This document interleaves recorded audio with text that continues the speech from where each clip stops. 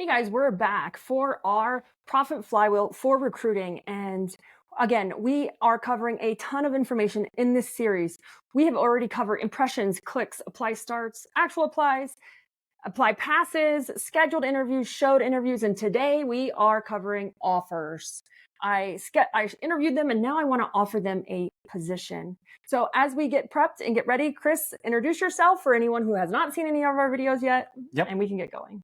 So I'm Chris. I'm the Chief Technical Officer, CTO at WootRecruit. So again, I am all things systems. I am here to make sure that the right systems are in front of the right people, to make sure that things are running as efficiently as possible. Okay, awesome. So this is our Profit Flywheel for recruiting. And we all know as owners, the most costly mistake in business is hiring the wrong people. Actually, it's actually keeping the wrong people. It just kind of goes hand in hand. But keeping those people. But we want to talk about offers today. And what does that look like in a company? So, this person here gave a good percentage, 14 offers. Mm-hmm. Wow. She interviewed 133 people, for Pete's sake. That's a lot of people. We interviewed 19 and we offered one. This one interviewed 3 and offered 1. Mm-hmm. That's a good offer rate. So we want to talk about this offer. What does it look like? What contributes to this offer? So I'm going to give you the definition of what we're talking about so everyone's on the same page. So it's the number of job offers extended to a candidate after the interview process. Why is this important? Well, you need to efficiently make job offers because it's critical to really securing the top talent and ensuring even better and smooth recruiting process. And this is super important. And this is more important than a lot of people think. Yeah. And we can get into some of the factors. We can go into what are some key influences. Is there anything you want to cover before that? No, I think we're going to touch on it just in terms of making that offer. I think this is going to sit differently for people who are watching this in different ways. So this is really where it can go a bunch of different angles on what a good hire looks like. Yeah. Okay, awesome. So let's get into it. So we can look at those key factors. We have a few to break down, but the first is, the quality to me of the interview, right? I'm sorry, the quality of the applicant. Did you get those qualified applicants? Are you assessing them? We need to make sure we're assessing the qualifications and the fit of those candidates during that interview process. Yeah. And so with the offers, what can sometimes happen, even at that point of, is this person a good fit? Are they quality? The subjective stuff aside on understanding what a good fit actually looks like. Again, we're really far down here. We're 7 or 8 steps into the flywheel. And so things might have already gotten off track. I'll be quite honest with you. Things may have already gotten off track with any other steps before that point. So you can tweak it to death until you've completely destroyed your own system. And then it's like sometimes we've tweaked it to death. That's why it means it's gotten off track and we kind of need to do a hard reset. Yes. And I'll kind of explain briefly and then we'll dive into those points. But the quality of the interviewee, it might not resonate, or again, you're like, and I don't like to use this term because I don't think it sits right with the right people, but people are crap. I hear that. I hear that phrase a lot. But nobody is born crap. I'll just say that nobody is born evil. It's just what circumstances had them arrive at the interview and whether it aligned with everything that you've put out there since then. So, can you help explain this a little bit better for me? Well, yeah. So what Chris is saying is you need to make sure you have your employee avatar. Work on what are the key characteristics that make a quality interviewee, not a quality applicant, a quality interviewee. What are the characteristics I'm looking for? What do they embody? How do I figure that out? What does it look like? And because if you don't have that, you're going to assume that everyone's just crap, but you don't even know what you're looking for. Yes. And so until we know what we're looking for, we get desperate, hire people with a pulse. We put ourselves in a bind. Also, if we're thinking that everyone's corrupt, there's a whole other topic. I actually did a blog on that. And then we're manifesting that into the world, and that's what we're getting back. Yeah. Whole nother topic. But also, if we go in with that mindset, because we haven't created that avatar, if we go in with that mindset, that's what we're going to see. Mm-hmm. No matter if they're great or not, we're not going to see it because we've kind of already set that mindset. So we just want to make sure that we need to assess that interviewee, but unless you know what you're looking for, you've created those avatars, you have your core values, you really jotted down those key characteristics of your best people, you'll have no idea what a great qualified applicant looks like. Yeah.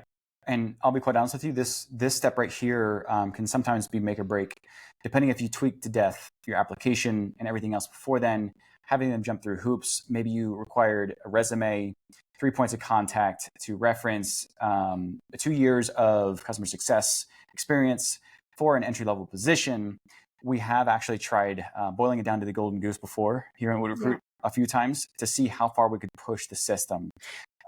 And so resumes, to me, I'm sorry, for what we're hiring for a frontline labor entry level are I don't feel that they're important, and that's my personal opinion. Because anyone can put anything on a piece of paper. So if we're hiring a C-suite level, yes, we want to know where they worked, what their experience is, where they went to school. But we don't, to me, a resume, I could put I'm a doctor on a resume, no one would ever know. So I don't hold that much weight. I feel like it holds the weight that the piece of paper does. Mm-hmm. I would rather you do like a reference or or asking for references as well. I'm going to give you 3 names of my friends, not 3 other names. And so instead of doing those traditional ways, go non-traditional. Say, do more of a reference threat. Yes. Right? What is that? That's like, talk to them, get those names. And then say, okay, great. Well, I need the names and numbers to Susie and Jim from your last job that you just said, I want to reference. I want to call them for a reference. It's a reference threat. You're not actually doing it. Yeah. You want to see how they react. It's a threat of a reference check. You want to see how they react. Because again, who knows what kind of company it was? Who knows what kind of boss they had, how organized it was, disrespectful, you name it. We could go on forever. But we need to really figure out, how are we assessing the applicants? Do I have a structure to my interview process, which is a whole nother topic, mm-hmm. right? So, but before we can do that, we don't even know how to qualify the interviewee. Yeah. We got a qualified applicant and we interviewed it, but what is my process after that? So these are the tips that we're giving you. And the next one is speed to offer. Yes. So this is a very, very juicy one. You have people who interview, and let's say you sit down in front of them and you're like, okay, great. You did your questions. You went ahead and like, we'll go ahead and reach out. But then there's some deliberation that happens. Maybe so-and-so has to talk to another person in the office. Or you forgot. Or you got busy. But you're like, you know what? It's not important today. Today's Friday. I'm going on lunch here soon. I'll check back on it later.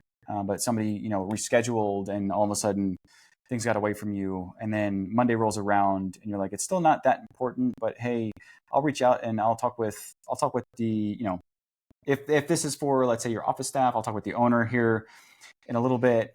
We'll just figure it out. Maybe I'll talk about it in the meeting, on our weekly meeting. It's 5 days that goes by. And then from there. Yeah. So speed to offer. It's the speed in which you offer the job. It's super important to pay attention to the speed to offer, right? Yeah. Because it's delaying offering the job to the candidate, which they're going to take another offer, or that adrenaline, that excitement from the interview is going to wear off and doubt starts to set in, right? Maybe they're not as interested. Maybe something happened. Great candidates are only on the market for 6 to 7 days. Mm-hmm. And we don't know where they found us in those 6 to 7 days. So if we're delaying our offer by days, 2 days, 3 days, you are missing out on great candidates because they're probably not accepting your offer. Yeah. Just did a coaching call with somebody and she's like, man, they're not taking my offer, or they're not showing up to orientation. I don't understand what's wrong. She's like, I have a great show rate, mm-hmm. but my either accept the offer or the show to orientation is horrible. It's off. And I asked her how many days in between. 4 days. Yeah. And I said, why is it 4 days? And she goes, well, I can't onboard them. I said, but that's not their fault. They need a job. That's the company's fault. We have to figure out how to speed that up. So it's not about rushing. It's not about making bad decisions. It's not about being irate. It's about creating a process so that it is a very fast and streamlined like offering to that candidate. Yeah.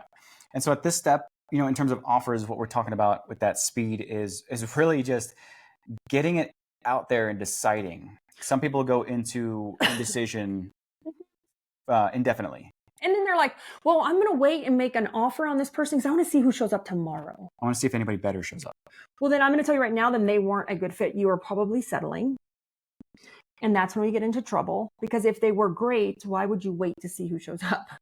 So making a rule of thumb, so at Organize It, we tell everyone by the end of the day for entry-level techs, higher positions is different. Entry-level techs, that we're going to tell you by the end of the day which way we decide to go. And the offer's contingent on background checks and all that jazz, but we need to make them an offer. We need to show a level of commitment. Yes. And to that point, the speed of the offer is, if you're just not confident in understanding what the right fit looks like you've talked about, or if that person who's interviewing doesn't have executive decision making abilities. Yep. And that's the next one, is the confidence and the organization. So I want to tell you guys right now, I just did a video on the culture of Spirit and how they attract the people they have. I don't know if they're probably going to sue me for saying that, but they're somewhat very disorganized and it's somewhat chaotic. And so I just want to let you guys know, if your office or you seem somewhat disorganized, you lack the confidence, that candidate, right? You're not prepared. You don't have the confidence. The phone is ringing. There's an issue, or you even come off stressed out or negative. That candidate is really going to feel that, right? They're going to know that, but that's also going to impact your ability to make a faster offer. The lack of confidence or the non-preparedness that you are, it's going to impact your confidence to even give the offer, but also that applicant's going to feel that, and whether they accept your offer or not, because maybe they don't want to be a part of that hot mess or that chaos. Yeah, which is the next step. And believe me, I've been there, been in the hot mess, I've been in the chaos. I've totally learned my lesson, and those were years ago, and we've gotten more organized and streamlined. And actually, we've gotten very boring, which is great as a company. And then, lastly, we want to talk about unbiased interview processes. Ooh, I have a training on this. It's called the 6 Fatal Hiring Mistakes You Must Avoid.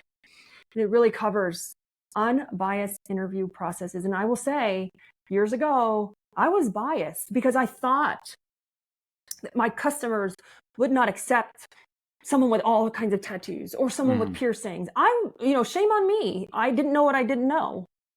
And I admit it. And then not until my mom came to help me Organize It, did she remove the bias that I was kind of keeping myself in, because I was so influenced by what I thought my customers were going to say. Yeah. But, removing that unbiased, it ensures that the interview process is fair and consistent to everyone. And the reason it's important is because we need to reduce our bias, because we could be missing out on some really great candidates.